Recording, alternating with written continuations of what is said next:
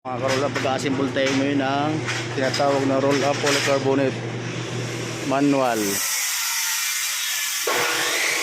bearings na tatlo kasi mahaba siya, 350 ang haba niya. Tapos ang spring natin, gamitin natin mahaba din. Ang sukat niya tinatawag na 95 ikot.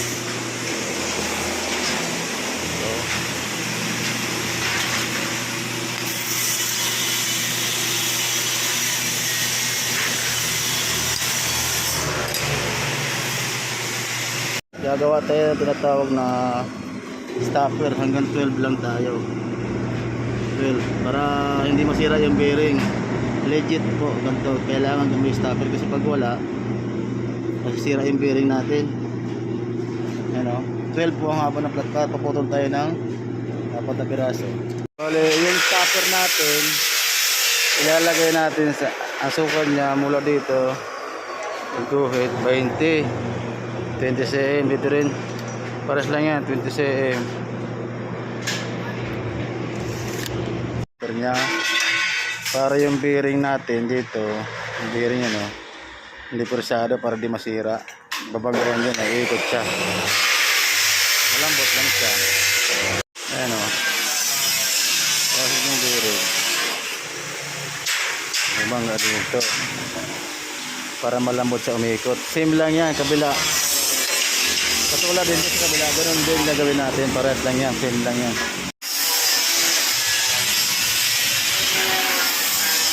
Same lang yan din sa kabila. Parehas lang yan. Pupukin din natin to. Parehas lang yan, same lang siya doon sa kabila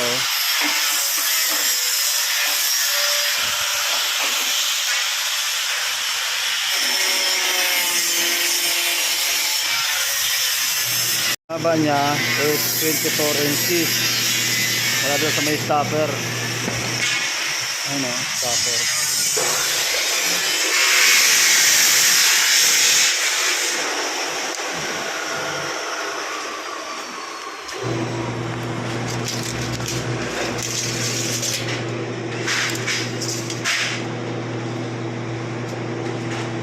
.24 feet, tas hanggang hilahin natin ng 31. Bali magiging batak niya is 7 inches ang batak. Parehas lang yan, 7 inches.